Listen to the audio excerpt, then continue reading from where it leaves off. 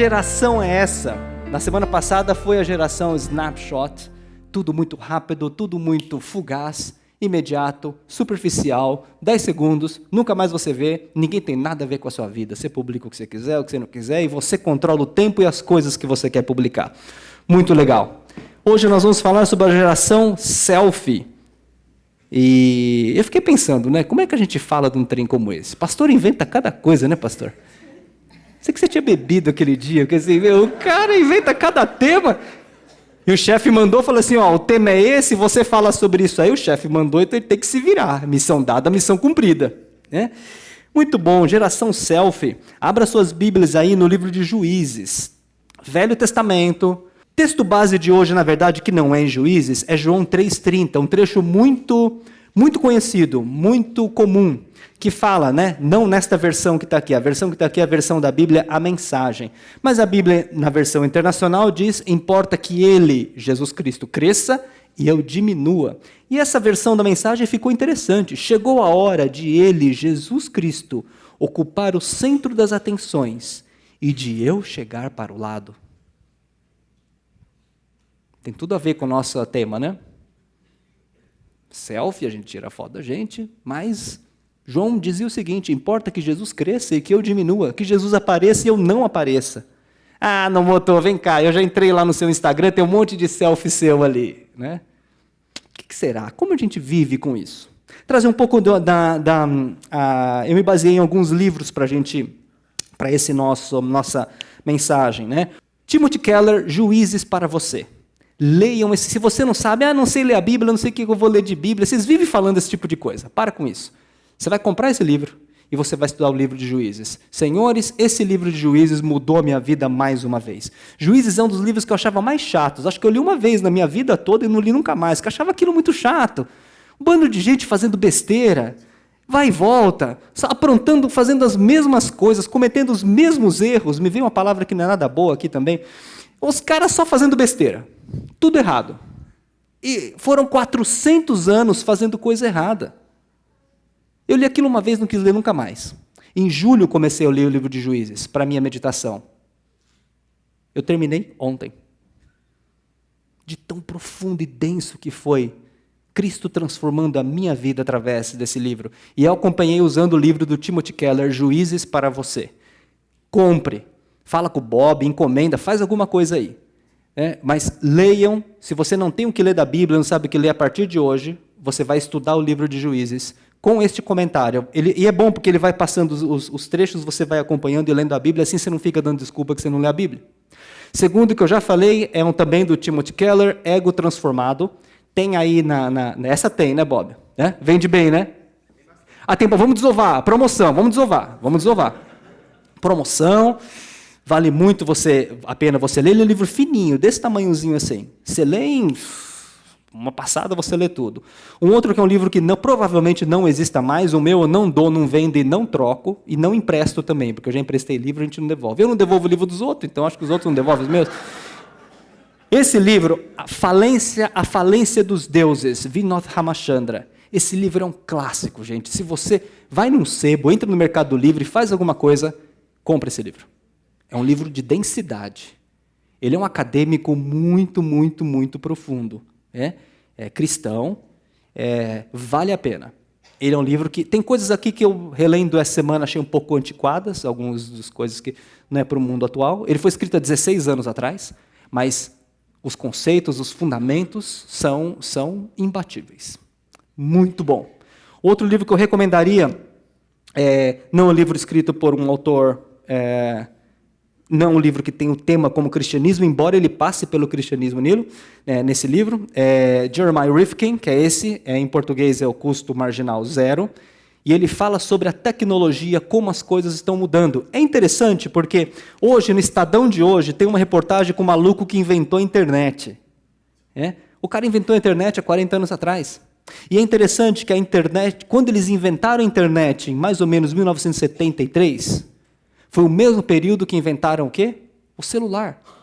Só que eles só foram conectar lá na frente com Steve Jobs. Então, o cara inventou a internet e inventaram o aparelho de celular.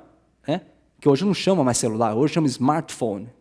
A gente não usa ele muito como era aquelas coisas.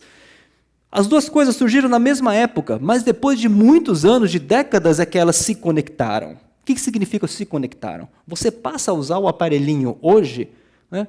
Você usa a internet nesse negócio. A internet foi a revolução que nos permite hoje ter o mundo que temos.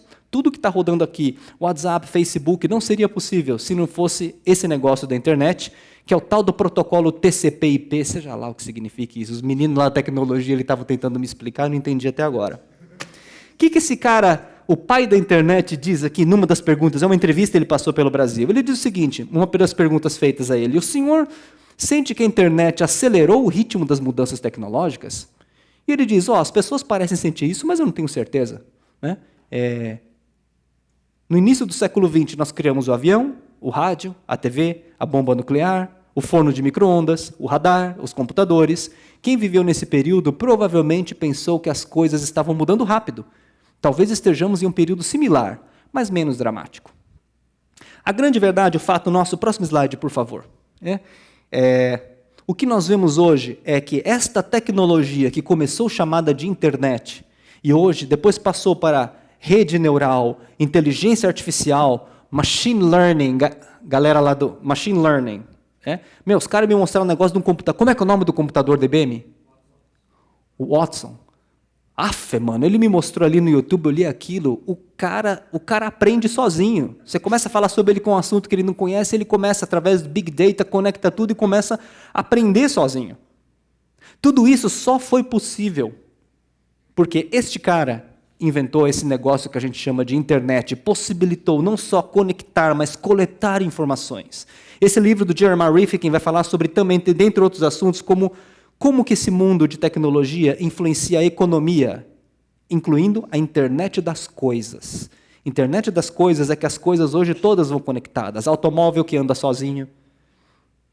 Formas de você monitorar o nível de poluição de toda uma cidade. O Waze. Cara, você imagina se Jesus tivesse o Waze? Cara, seria muito mais poderoso. Jesus fez o que fez sem o Waze, cara. Imagina com o Waze. Imagina Moisés, 40 anos no deserto perdido, com o Waze. Com o Waze não teria problema, o cara chegaria em 40 minutos no deserto. Mas ficou lá rodando 40 anos, porque na época não tinha Waze. Isso me faz lembrar de uma coisa que não é tecnologia. Para que serve essa tecnologia? Que respostas bíblicas para isso? Não tem resposta bíblica. Publicarás um selfie por dia. Se publicares 2, a ira do Senhor cairá sobre você. Não tem isso. Apesar de que tem algumas coisas que você vê por aí, que, a outra lá, a mulher acabou de ganhar o filho, tirou selfie do neném na maternidade. Nem na maternidade, estava na sala de cirurgia.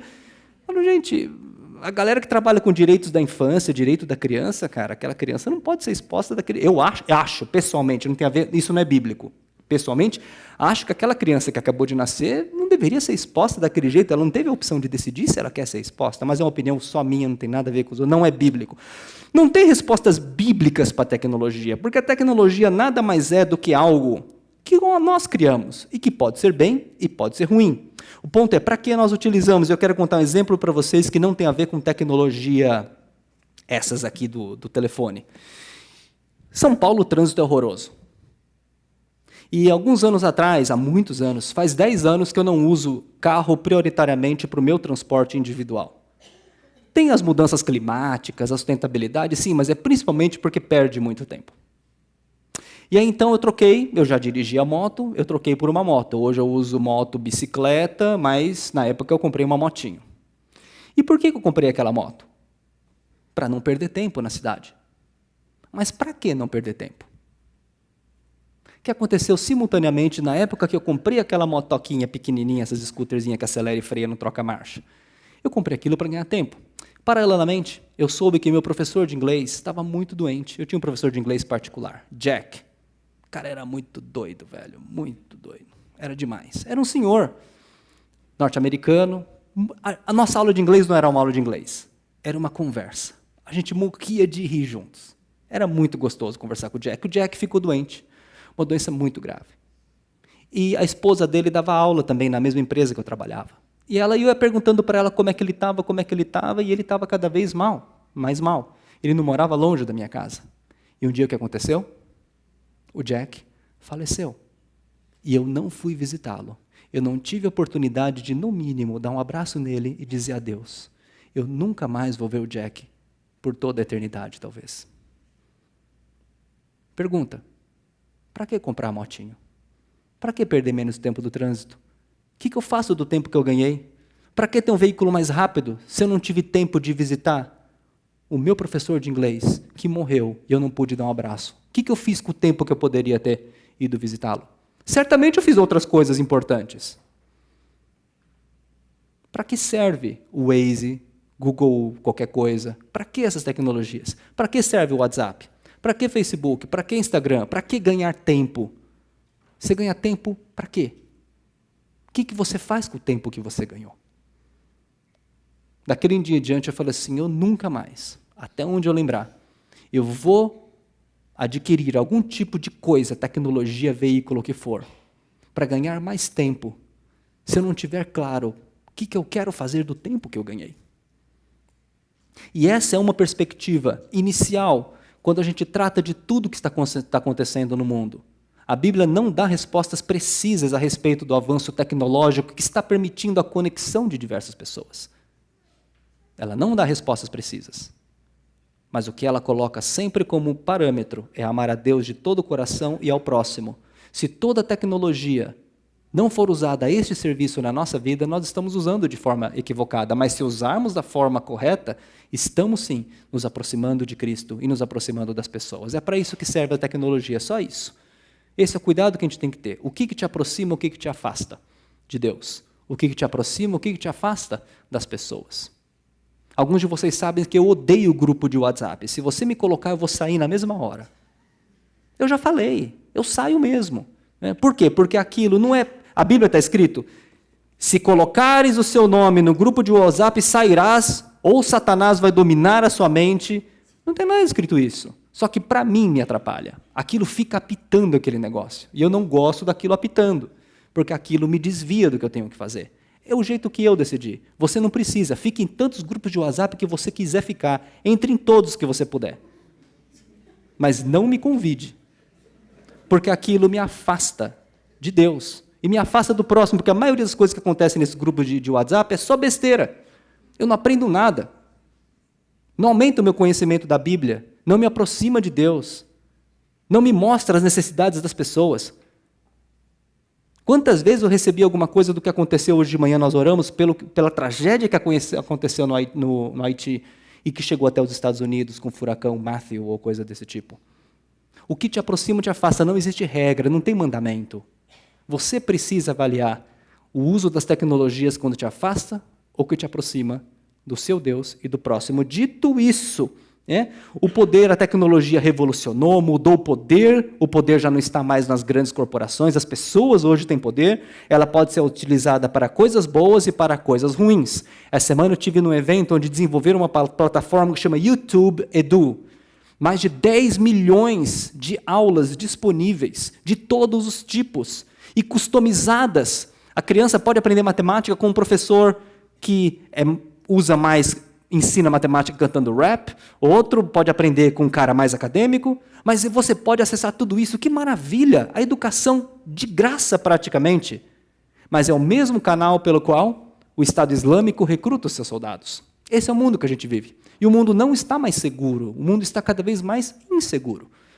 Cada vez mais as informações estão disponíveis de forma que a gente não sabe como ela pode usar. O segundo ponto que essa tecnologia proporciona nessa mudança de poder, e isso afeta as igrejas, é que antes, quando alguém queria mudar o mundo, na década de 70, 80, você se filiava a um partido político. Na década de final de 80 para 90, até 2000, se você queria mudar o mundo, você se filiava a uma ONG. Hoje, se você quer mudar o mundo, você vai para as redes sociais. As instituições vão perdendo relevância ao longo do tempo, inclusive a igreja como instituição, não a igreja como grupo de pessoas que segue Jesus Cristo. Nesse sentido, nós estamos muito avançados. Os cristãos estão muito avançados. Porque a conexão que existe entre as pessoas, a conexão em rede, ou sociedade em rede, como se fala hoje, Cristo já tinha dito isso há muito tempo atrás. Não como instituição batista, metodista, católico, não é isso. mas o grupo de pessoas que segue a Jesus Cristo. Isso nós estávamos à frente muito, muito antes, mas é um outro assunto. E por fim, projetar a si próprio não é uma coisa nova, né? Todo mundo gosta de se projetar. Não é porque agora a gente tem um celular que faz selfie que as pessoas, os caras gostam de aparecer. A gente sempre gostou de aparecer, mas nós não tínhamos a tecnologia, a plataforma para aparecer tanto. Hoje você faz um selfiezinho, milhares de pessoas vão ver ao mesmo tempo, em questões de segundos. Todo mundo gosta de aparecer. As pessoas gostam. A única pessoa que não gosta de aparecer é a minha mulher Celise. Você pega o Facebook dela, ela dá umas limpadas de vez em quando, não tem nenhum selfie dela. Fala, que vida mais triste, Celise. Seu Instagram não tem nada. Você só fica vendo a vida dos outros, não tem ninguém como ver a sua vida. Sem graça, tem que postar alguma coisa ali. Fala nada. Né? Exceto ela, todo mundo gosta de aparecer. Você podia aparecer um pouco mais. Tem gente que ganha dinheiro com isso, faz parte. Né? Júnia, por exemplo, trabalha com mídias sociais e tudo mais, ela sabe muito bem como funciona. Eu aprendi um termo novo, troll, cara. Eu não sabia que era troll, os malucos que entram para estourar Facebook, falar mal de todo mundo. Tem gente que ganha dinheiro com isso, é uma ferramenta de trabalho. Precisa fazer isso. Usa todas essas plataformas. Não existe o certo, o errado, bem ou mal. É o que te aproxima e o que te afasta de Deus. Mas a bem da verdade, todos nós gostamos de aparecer. É que hoje tem a plataforma. Quer ver um exemplo? Eu estava no jantar, eu e Celise e mais 2 casais, que vão em igrejas, esse tipo de coisa. Cara, em determinado momento, isso é recente, um jantar simples, assim, que tinha tudo para não ser aquilo, começou a virar uma disputa de quem tinha uma melhor opinião sobre economia. Começou a virar uma disputa de quem tinha a melhor opinião sobre a política. Falei, gente, eu parei uma hora no jantar, fiquei quieto, falei, peraí, para que isso? Para que essa vontade de ser reconhecido como ter a melhor opinião? Ser reconhecido como um cara que consegue enxergar mais lá na frente, que consegue conectar melhor os pontos? Para que tudo isso?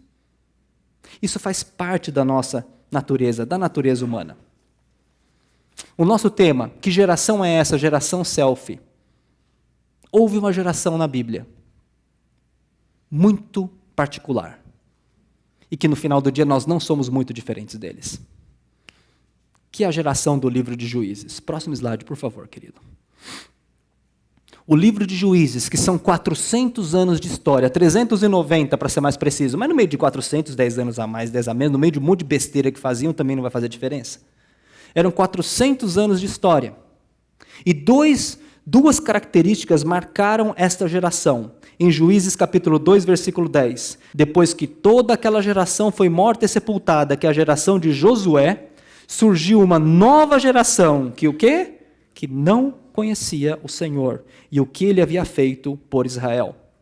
E um outro dado, uma outra característica dessa geração que surgiu, meio que brotou do nada, assim, que nem batata, né?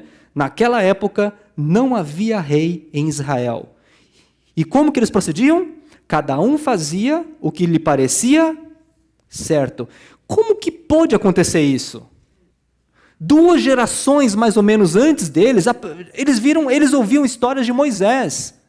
Moisés Deus abriu o mar vermelho, Moisés passou, tinha um pedaço de cabo de vassoura que jogava no chão, virava cobra, pegava de volta, virava cabo de vassoura, fez um monte de coisa, árvore que pegava fogo, Deus falava, fez coisas miraculosas na vida de um cara que era loser. Moisés era loser, velho, não sabia nem falar em público, era meio gago, tinha problemas sérios, curso do Reinaldo Polito nele, né? Tem aquele cara que ensina a falar em público. Né? O cara era loser total, mas Deus o escolheu e fez coisas que não fez na vida de nenhum outro homem. Esse povo que não conhecia o Senhor ouviu essas histórias. E depois de Moisés veio Josué. Josué era o cara perfeito. Poucos líderes foram como Josué. Não tinha um risco na vida dele. Porque a Bíblia teve um monte de maluco, né? Noé gostava de uma manguaça. Abraão teve um filho que não deveria ter com outra pessoa. Moisés eu já falei. Davi teve um problema com a estagiária. Cara, a galera aprontava, velho. Eles tinham os probleminhas deles. Josué não, cara. Josué era um cara retinho, certinho. Josué colocou o povo na terra prometida, que nem Moisés entrou. Deu tudo certo até ali. E logo depois deles verem tudo isso, essa geração ouviu essas histórias, conheceu Josué, eles viram Josué sendo enterrado quando ele morreu com toda a honra de um estadista, e esqueceram o Senhor. Próximo slide. 5 características deste povo. Comodidade. Essa era uma característica desse povo que esqueceu e não conhecia o Senhor. Eles mantinham a profissão de fé no Deus Criador, mas misturavam as coisas conforme a sua conveniência. 2 exemplos disso. Um exemplo era Jefté e o outro era Micá. Tem uns nomes meio esquisitos aqui, mas você vai se acostumar. Jefté é um cara que apareceu ali. Ele tinha ali uma mãe que era prostituta, o pai dele era uma outra coisa. Ele apareceu e falou assim, vou libertar esse povo. Importante, livro de Juízes. O sentido original da palavra juízes não é aquele que julga, mas é aqueles que iam libertar o povo de Deus. Então a função dessas pessoas, eles eram chamados por Deus, não para julgar somente se estava certo ou estava errado. No original, são pessoas que foram chamadas para libertar o povo de Deus, que tinham abandonado o Senhor e faziam somente aquilo que lhe parecia que era certo. Comodidade, eles misturavam. Jefté virou e falou assim, eu vou libertar o povo. E virou para Deus e falou assim, Deus, eu vou ajudar a libertar esse povo todo que está perdido, os inimigos querem pegar ele, eu vou ajudar a resolver a situação. E se o Senhor me der a vitória nessa guerra, a primeira pessoa que sair da porta da minha casa, eu vou oferecer em sacrifício ao Senhor.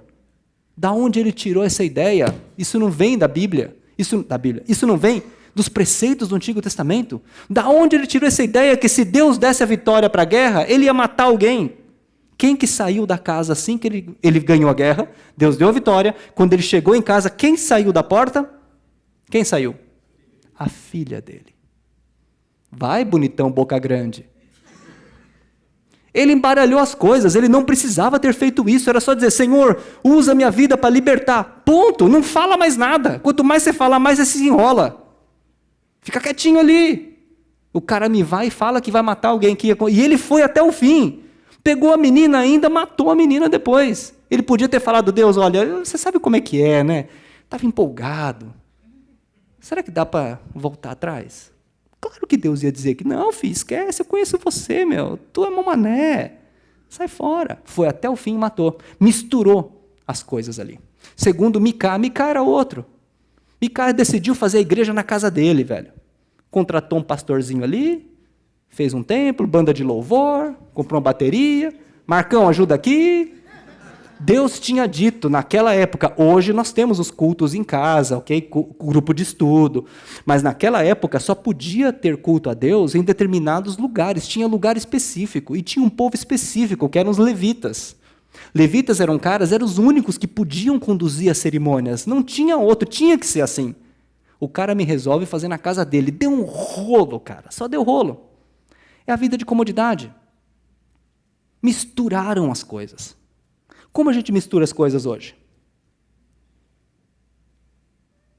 Quando nós estamos com questões difíceis da vida, coisas difíceis de lidar, respostas, angústias, a gente coloca a fé em Jesus Cristo na mesma lista que a terapia, que o coaching, que o mentoring, que o networking, que todos os outros recursos que existem hoje. Eu não sou contra essas coisas. Eu já fiz um programa de coaching, é muito bom, ajuda a gente a crescer, a melhorar capacidades, habilidades, mas coaching não perdoa os nossos pecados. Terapia eu não fiz, embora eu já disse que em casa há um sério movimento para que eu faça assim. É um movimento forte na família inteira. Tenho resistido porque isso é do diabo. Não fiz, mas conheço gente que fez e melhorou. Como eu não preciso melhorar, eu não preciso fazer. Mas enfim. Gente, o problema não é você ir à terapia, pedir ajuda, ao coaching, mentoring, usar o seu networking, não é esse o problema. O problema é ir tão rápido, ir em primeiro lugar a isso. O problema é você buscar esses recursos sem parar para orar, fechar a porta do teu quarto, ficar sozinho com o Senhor, pegar algumas horas para sair e ficar sozinho, desliga esse negócio e vai orar, pega a tua Bíblia, pega os trechos da Bíblia que você mais gosta, abre em Salmos, abre em Provérbios, abre aonde você quiser, mas você vai buscar as respostas na palavra de Deus. Um dos erros que eu cometi na minha vida foi uma época que eu estava em dúvida a respeito da minha profissão, do que eu ia fazer, E eu passei o ano inteiro falando com gente muito relevante nesse mundo. Pessoas que dão coaching para grandes CEOs, headhunters, que headhunter é gente que procura gente para contratar. Deus foi bom, ou não, porque me colocou perto de pessoas muito influentes. Eu passei um ano conversando com eles. No dia 31 de dezembro, eu estava na minha casa, falei assim, do que valeu as conversas? O que eles me trouxeram? A única coisa que, em geral, eles puderam me dizer sobre as minhas dúvidas era: o teu futuro depende só de você, das suas escolhas. É claro, o que mais eles poderiam me dizer? Eu sou muito burro. Um ano para ouvir isso, e eles não estão errados. Mas eu falei, você quer saber de uma coisa? A partir de hoje, quando eu tiver dúvidas, angústias, eu não vou ficar conversando com muita gente. Eu quero primeiro ouvir do meu Deus. Deus pode falar através de pessoas. Em Provérbios, o Eclesiastes diz que na multidão de conselheiros não falta sabedoria. Mas o problema é que eu estava confiando só na multidão de conselheiros. E a partir daquele momento eu falei assim, quando eu estiver em crise, eu primeiro vou buscar o meu Deus. Eu estou vivendo uma crise agora que eu não vou compartilhar com vocês, porque além de vocês não ter solução à minha crise, né, tem algumas coisas que eu não estou conseguindo entender. Mas eu não estou falando com ninguém por enquanto. Eu estou dedicando quase que diariamente a oração, a leitura, escrevo, para tentar fazer com que este momento, ainda que eu não tenha respostas, eu veja Deus se revelando na minha vida. Quando você tiver dificuldades, respostas que você não tem, às vezes você não vai ter a resposta, mas você vai ter a presença de Deus na sua vida e você vai continuar caminhando sem respostas, mas com a certeza que Jesus Cristo está com você. Não selecione, não coloque Cristo, não faça como Jefité e Micá. Não coloque Cristo como mais uma opção na tua lista de recursos que você tem para resolver os seus problemas. Cristo não veio para ser prioridade. Cristo veio para ser o único nas nossas vidas. Quando você coloca Cristo no meio de uma lista de prioridades, ele se torna mais um no meio de muita coisa. Quando nós colocamos Cristo como o único das nossas vidas, ele passa a ter um domínio completo sobre nós, e a paz que excede toda a compreensão que a gente possa explicar, toma conta de você de um jeito incrível. E ainda que você não tenha respostas, você continua com perguntas em aberto, mas com a certeza de que Cristo está com você. Segundo ponto que marcava essa geração, o individualismo. E aqui nós temos o exemplo de Abimeleque. Eles só pensavam em si próprios. Abimeleque era um deles. Abimeleque pegou dinheiro do templo do diabo, que chamava Baal. Tinha dois deuses que a galera gostava lá, Baal e Astarote. Baal era o deus do clima, da chuva, portanto ele era o deus da agricultura, e Astarote, que era a deusa da guerra e da fertilidade. Esses cultos eram envolvidos com orgias, com sacrifício de crianças, sacrifício de seres humanos. Daí que vem a mistura de Jefité virar e querer matar uma pessoa. Era assim. Era uma relação, e Abimeleque, o individualismo era tão grande que Abimeleque pegou dinheiro emprestado desse tipo de coisa para financiar, contratou um monte de vadios e vagabundos, como diz a palavra de Deus, formou um pequeno exército, matou todos os irmãos dele. Era assim. Tamanho era o interesse individual dessas pessoas, esqueceram completamente. Importante, tudo isso estava acontecendo dentro da terra prometida. Não estava acontecendo fora. Estava acontecendo dentro da terra prometida. Andaram 40 anos ali para chegar aqui e acontecer tudo isso. Como que o individualismo às vezes nos pega, né? Aí, por exemplo, na igreja. A gente muda de igreja porque eu não gosto do pastor, não gosto da mensagem, não gosto do louvor, então eu vou para outro lugar, né? Porque é muito mais legal, aquela igreja fala. Quem disse, onde está na Bíblia que você vem na igreja para ouvir uma mensagem bacana todos os domingos e o louvor?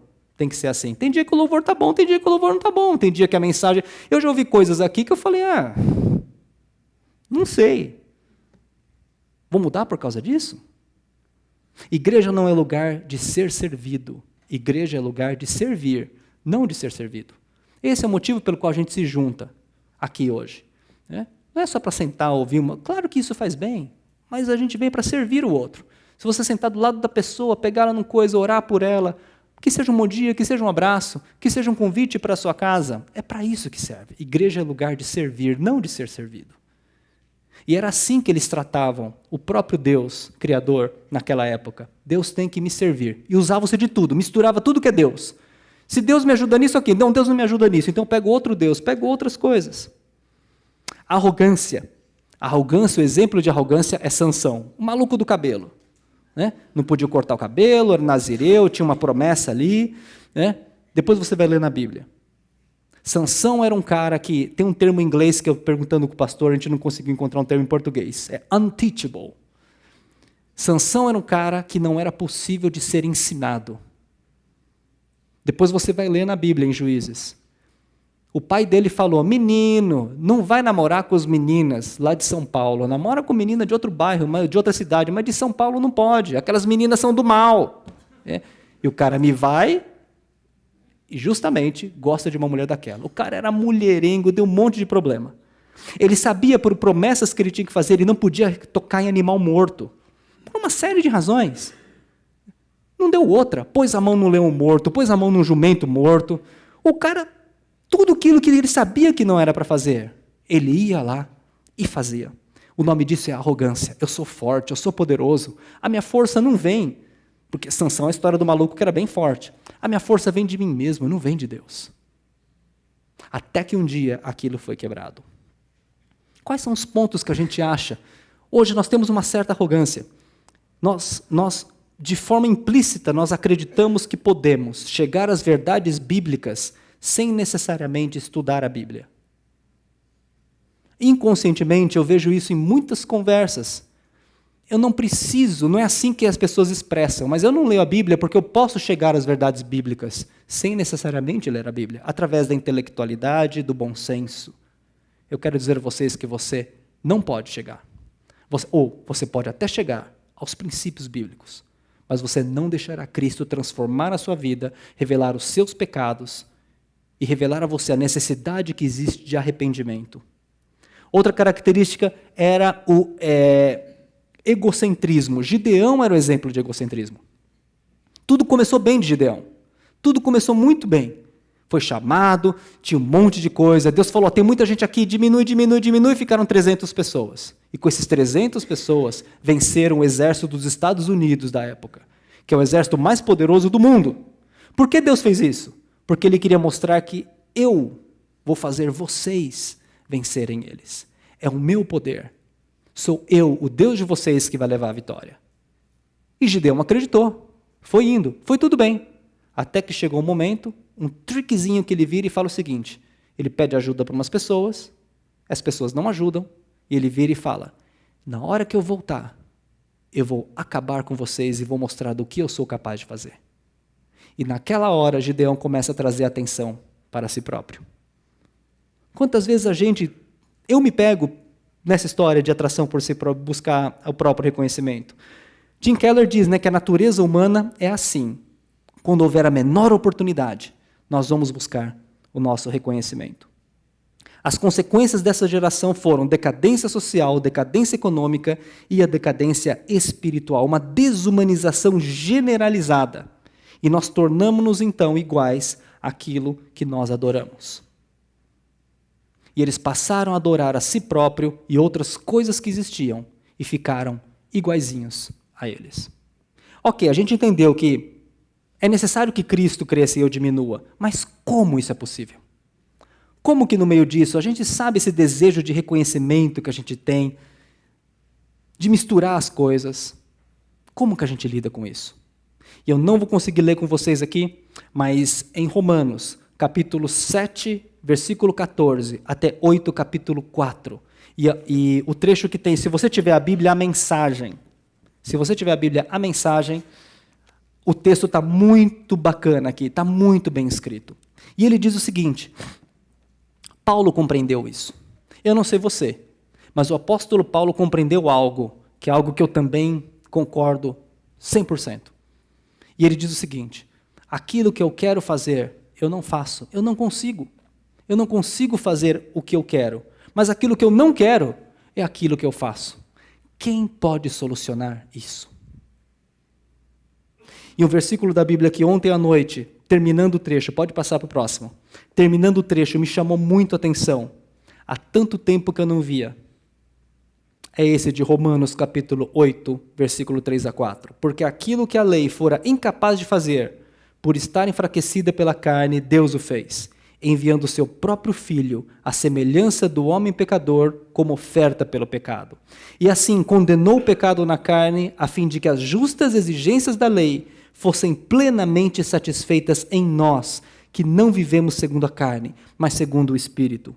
Para resolver o problema da arrogância, da insensibilidade, do individualismo, do egoísmo, daqueles caras, nada poderia resolver. As regras não poderiam resolver. Mas somente Deus vindo ao mundo através de Jesus Cristo poderia resolver isso. Lidar com o nosso ego, lidar com a nossa vontade de ser reconhecido, é algo que a gente se pega todo o tempo. Eu me pego todo o tempo. Precisamos mostrar que fomos nós. Eu conversava com um amigo logo depois de dar um estudo bíblico parecido com esse. Eu tinha acabado de ter um estudo bíblico com alguns amigos sobre isso. Minutos depois, quando acabou, a gente estava conversando. E um amigo meu virou e falou assim: ó, Nomoto, é você falando de você novamente. Eu falando dos meus resultados, do que eu tinha feito, falei assim: você tem razão. Como vencer isso? Nós não temos a capacidade de vencer a arrogância, o nosso ego, o nosso desejo de aparecer o tempo todo. Nós não temos essa capacidade. E tudo o que foi feito antes também não tem a capacidade de mudar. A única forma que temos de conseguir que isso seja superado em nossa vida é através de Jesus Cristo.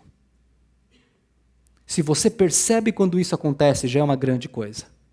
Mas quando isso acontece, volte-se para o Senhor. Volte-se, não tenta colocar artifícios para melhorar isso. Não vai melhorar. Não vai melhorar. Porque isso vem da nossa natureza.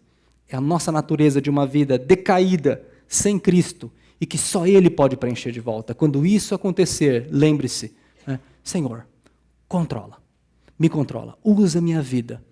Não me deixe aparecer o tempo todo do jeito que eu acho, como você quiser. Não vou entrar no mérito aqui, selfie, Facebook. Numa simples conversa a gente está tentando isso. Mas eu quero que o Senhor apareça e não eu. Eu quero que Cristo cresça e que eu diminua. E eu não consigo fazer isso sozinho. Você não vai conseguir fazer isso ser uma realidade sozinho. Você não vai conseguir fazer com que isso seja uma realidade através de outros recursos, a não ser através da cruz de Jesus Cristo. Foi para isso que Cristo veio. E quando Ele crescer em sua vida, os efeitos serão fantásticos.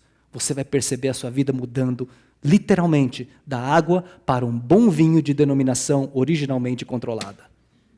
Você vai ver a sua vida em momentos brilhantes, Deus usando, não no sentido utilitarista, mas você vai ver Deus abrindo portas para você compartilhar, as pessoas vão perceber a diferença na sua vida, vão perceber que você não é uma pessoa que só pensa em si, você vai se interessar mais pelos outros, você vai perceber necessidades que você não percebia na vida das pessoas, você vai ver que os seus momentos de oração vão mudar completamente, porque deixamos que Cristo cresça e eu diminua. Nós vamos viver isso até o final das nossas vidas, até o último momento.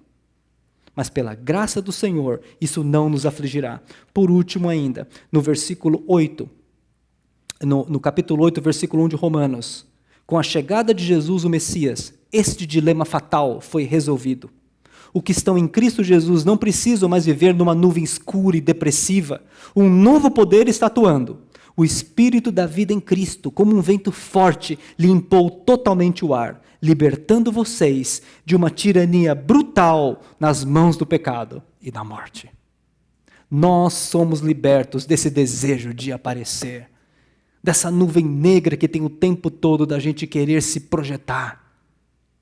Cristo é o único que pode nos libertar e já te libertou. Você crê nisso? Será uma luta para sempre. Não vai resolver tão rápido hoje, amanhã. Deixe Cristo, como dizia John Wesley, deixe Cristo queimar a sua vida e as pessoas o verão pegando fogo. Com as mudanças climáticas, esse exemplo está muito antigo. Não fica tão bem. Deixe Cristo crescer em sua vida.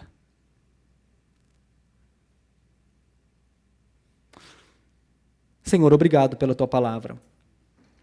Nós não vamos conseguir por nós mesmos vencer o egoísmo, vencer a necessidade que temos de ser reconhecido, de aparecer os nossos resultados, de aparecer nossas competências, de dizer que nós somos melhores do que os outros. Sozinhos não vamos conseguir, Senhor. Mas nessa manhã nós pedimos que o Senhor intervenha com a sua graça.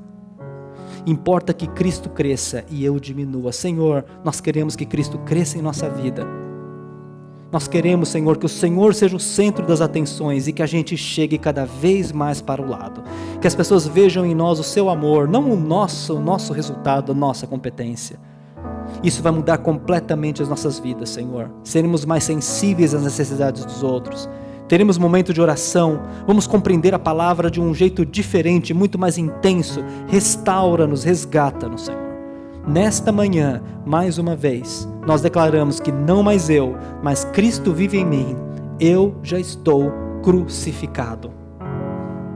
Estas foram as palavras do apóstolo Paulo, que nós fazemos realidade, trazemos aqui, Senhor. Nós queremos ser crucificados para que Cristo resplandeça na nossa vida. Em nome de Jesus que nós oramos. Amém.